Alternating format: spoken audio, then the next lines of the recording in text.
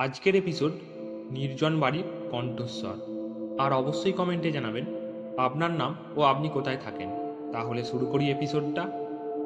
রাত তখন প্রায় 1:30। রুদ্রর বাইকের ইঞ্জিনটা থেমে গেছে। বনপথ ধরে সে ফিরছিল বাড়ি, কিন্তু হঠাৎই বাইক বন্ধ হয়ে যায়। আশেপাশে লোকজন নেই, গা ছমছমে অন্ধকার। সামনের দিকে একটা পুরনো বাড়ি দেখা যাচ্ছে, গাছপালায় ঢাকা, যেন অনেকদিন কেউ সেখানে পা রাখেনি। রুদ্র অনেকক্ষণ ধরে চেষ্টা করেও বাইকটা স্টার্ট দিতে পারল না। বাধ্য হয়ে সে সামনে দেখা যাওয়া পুরনো বাড়িটার দিকে এগিয়ে গেল। যদি কেউ থাকে তাহলে একটু সাহায্য পাওয়া যায়। বাড়িটি দেখে মনে হলো ব্রিটিশ আমলের। লোহার গেটটা আধ খোলা, দরজার সামনে মাটিতে শুকানো পাতা স্তূপ। সাহস করে কড়া নাড়ল রুদ্র। কোনো সাড়া নেই। রুদ্র ভেবেছিল দরজা বন্ধ থাকবে, কিন্তু হালকা চাপেই সেটা শব্দ করে খুলে গেল। কুয়াশায় ভরা বারান্দা, কাঠের মেঝে, আর পেছন দিক থেকে যেন একটা হালকা গান ভেসে আসছে, পুরনো দিনের বাংলা গান। রুদ্র কাঁপা গলায় বলল, কেউ আছেন? একটা মেয়ের কণ্ঠস্বর ভেসে এলো, ভেতরে এসো, আমি ড্রয়িং রুমে আছি। রুদ্র থমকে গেল। এত রাতে, তাও আবার এই রকম একটা বাড়িতে। তবুও সে সাহস করে ভেতরে ঢুকল। ঘরের ভেতরে অদ্ভুত এক গন্ধ, পুরানো ধুলো, পচা কাপড়, আর কিছু একটা পোড়া জিনিসের মতো। দেওয়ালে ঝুলছে কয়েকটা পুরানো ছবি। একটা মেয়ে সাদা শাড়ি পরে হাসছে, চোখ অদ্ভুত শূন্যতা। ড্রয়িং রুমে ঢুকতেই দেখে একটা চেয়ার ঘুরিয়ে বসে আছে কেউ। তার পেছনের দিকটা দেখা যাচ্ছে, সাদা শাড়ি, খোলা চুল, কাঁধ পর্যন্ত নেমে এসেছে।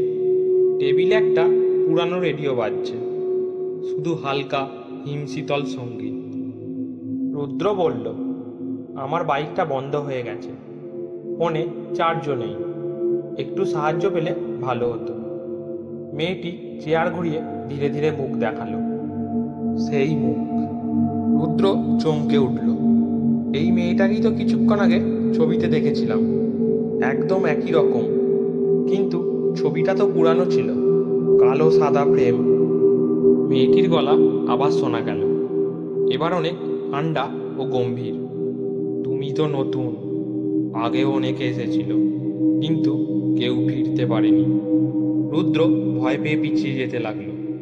হঠাৎ রেডিওটা বিকট শব্দে কেঁপে উঠল। বাতি নিভে গেল। মেয়েটির চোখ থেকে যেন অন্ধকার বেরিয়ে এলো। ঘরের কোণের ছায়াগুলো যেন নড়তে লাগলো। দেওয়ালে টাঙানো ছবিগুলো একে একে মাটিতে পড়ে ভেঙে যাচ্ছে। রুদ্র দৌড়ে বেরিয়ে আসার চেষ্টা করল, কিন্তু দরজা বন্ধ। বারান্দা কুয়াশায় ঢাকা।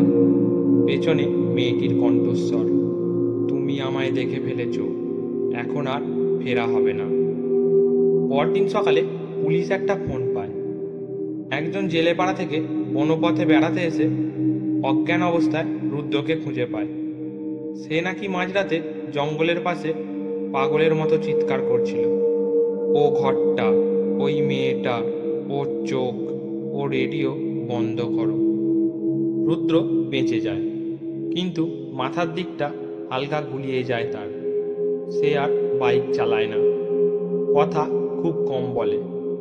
যখন কেউ জিজ্ঞেস করে, তুই কেমন করে ওই বাড়িতে গেলি, তখন সে একটাই উত্তর দেয়, ওই কণ্ঠস্বরটা আজও আমার ঘুম ভেঙে দেয়। পেছনের কাহিনী যা কেউ জানে না। সেই বাড়িটি আসলে একসময় ছিল রাজলক্ষ্মী সেন নামের একজন ধনী পরিবারের বাসস্থান। রাজলক্ষ্মী ছিলেন একা, স্বামী বিদেশে থাকতেন, সন্তানও হয়নি। তিনি একসময় মানসিক ভারসাম্য হারিয়ে ফেলেন। এক রাতে তিনি ঘরের মধ্যে আগুন ধরিয়ে দেন, নিজে সহ সব পুরনো জিনিস পুড়ে যায়। তখন থেকেই শোনা যায়, রাতের বেলায় কেউ ওই পথ দিয়ে গেলে হঠাৎ বাইক বা গাড়ি বন্ধ হয়ে যায়। আর সেই বাড়ি থেকে ভেসে আসে সেই পুরানো রেডিওর গান, আর একটা হালকা ডাক, ভেতরে এসো। গল্পটা পুরোটা শোনার জন্য আপনাদের ধন্যবাদ।